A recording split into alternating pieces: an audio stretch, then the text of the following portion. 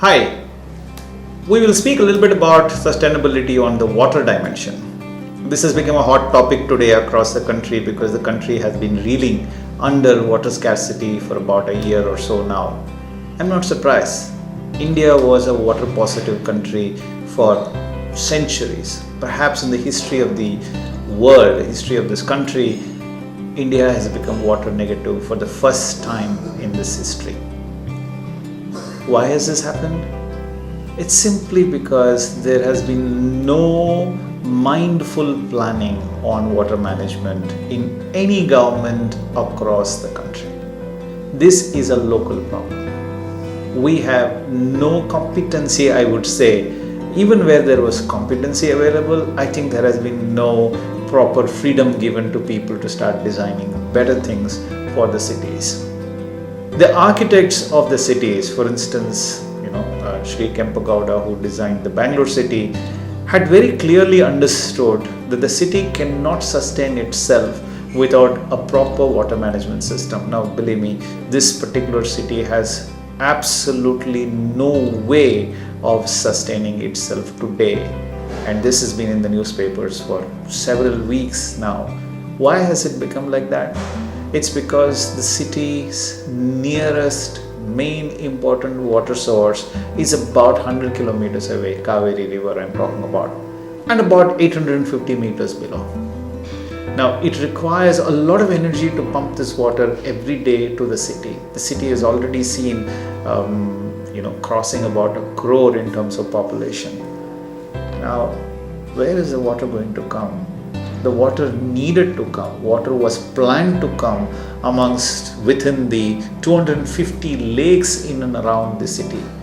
And you all know about what's happening to the lakes. They are getting closed down, getting converted into real estate projects, and the canals and the channels that linked these lakes were completely disconnected today.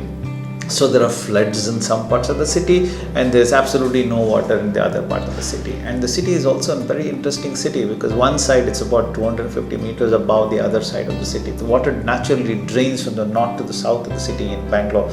Now, city like Mumbai is slightly different. It receives about 2,500 mm rain, but still last year the city did not have water. For about 2 months there was water shortage in the city. Sirabunji, which has got the highest rainfall in the country, has water shortage for about 6 months in a year. Coorg, another fantastic city. Agumbe is a fantastic region with phenomenal amount of rain. Coorg is one of the richest rainfall region in Southeast Asia. In fact, it's perhaps, if I'm not wrong, the second or the third thickest rainforest in this region. But that suffers for water. Why does it suffer for water? Simply because we don't have proper storage system, we don't have proper disposal system, we don't have proper management system or the distribution system. Now, we need to see what we can do to solve this problem at the project level, simply because the government is not going to solve it for us. If as builders we do not solve these water problems ourselves, we are going to suffer because our projects are not going to sell in the future. Watch my word, 10 years from today, if you are a builder watching this video, you will agree with me that you are going to suffer for water, you are going to suffer for selling the project simply because you don't have water in your project. Customers will not buy your products. We are already seeing this trend in various projects across the country, and therefore in Idean Lab Architects, whichever project that we are involved in, we make sure that we focus heavily on water management. We give you 100% assurance on water security for life. Say 100 years, you will not have any problems on water. How do we do that? We do it by focusing on 4 simple dimensions. 1. What is my water source? Is underground water my water source? Is rainwater my water source? I like to study that. I like to make sure that whatever little rain that we get, for instance, in a city like Coimbatore, we get about 600 mm to 800 mm. It's an arid region. It's a declared arid region. But even in a city like that, where Brick Eagle Sheltrix is doing a project now where we are involved in, we can guarantee you that there will be no water shortage. Because that's all the water that you need. If you know how to manage the water, harvest the water, store that water, recycle the water and use life becomes very, very easy for all of us. The second dimension is where you store the water. It doesn't make sense for us to build huge tanks overhead and underground. It makes sense for us to study the geological system that Mother Nature provides for us under the ground. By studying that system, we can store water in the natural aquifers. Ideally, I would prefer to store it in the shallow aquifers, but those are dead, those are gone, those are long gone in this country. India was very rich with shallow aquifers across the country, not anymore.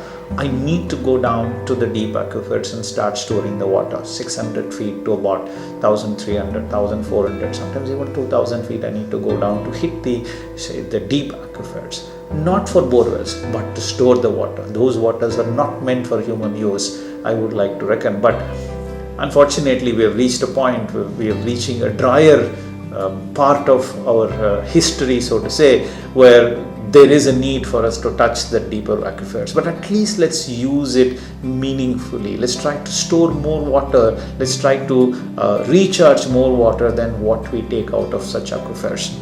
Third dimension for us to manage water is the distribution system. How much does a person need for water today? If you look at the National Building Code, if you look at any consultant, he will say anywhere between 120 liters per person per day, LPPD, to 150 liters per person per day, 150 LPPD. Now that to me is ridiculous. You do not require 120 to 150 liters per person per day. I don't use so much.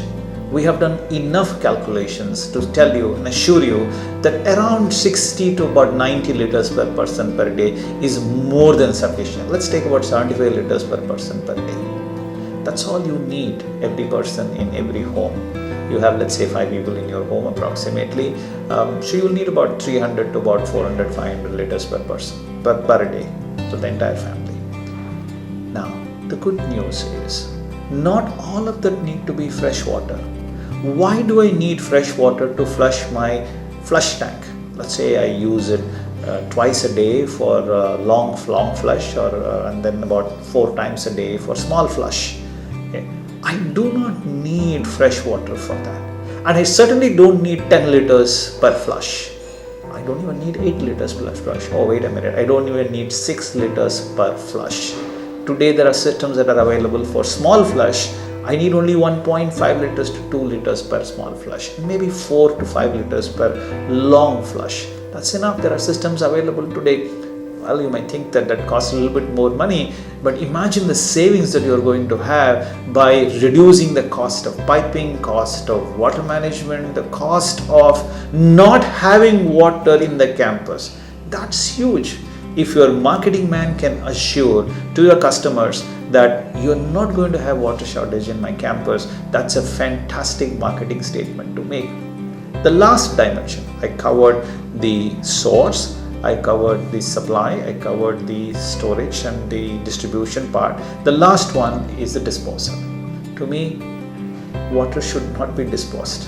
It should be there in your campus at all times. Unfortunately, or fortunately for me as a sustainable design team member, that 80% of the water that comes into your home and my home is let out on a daily basis. For me as a designer, it is a great opportunity, because that grand opportunity gives me the ability to recycle this water. Let's say you wash your hand, that comes into a recycling plant for me. I recycle and send it back to your flush tank. You flush your tank, that comes back to my another recycling plant, let us say, and I use that water, the black water, recycled water. I use it for gardening, and I can actually use it for drinking, like they do in Singapore. There is this beautiful water system that they call it as new water, and the Prime Minister, when he inaugurated, took that water, drank it and told people, come on, I can drink it, I live, you can also drink. And today they are exporting this water significantly across the world. But I don't think we Indians are yet ready for drinking that kind of a recycled water. Although it is highly potable, it's healthy, it's been proved significantly useful in places like Israel, for instance. But let's assume that we can at least use it for gardening purpose. The plants are not going to complain, I need bottled water, I need a purified RO water. The plants are just happy taking any water as long as there is less harmful agents for them. They are happy. Some of the waste that we send them is actually nutrition for them. They're just happy taking this water. Let's just assume that we recycle the water, treat it properly, remove the chemical content from it, make it palatable, drinkable for the plants, and we supply it to them. And the remaining water we can recharge to the ground in a meaningful filtration system. Now, if you're able to do that, we can completely cut off the sewage system from our campus. We can completely go off the grid. We can tell the water department, thank you very much, sir, I don't need you in this campus, not as a service provider. You're most welcome as a guest. You're most welcome to come and look at what we have done. We don't need fresh water connection from you. We don't need sewage connection to you either. If you're able to do that, imagine how beautiful this is going to be for the world. If everybody does this, this world will once again, this country will once again become water positive. This is Krish Murali Eswar. Do write back to me at murali@brickeagle.com. I'll be happy to share with you whatever knowledge that we have gained so far. We'll be happy to learn from you as well. Thank you very much.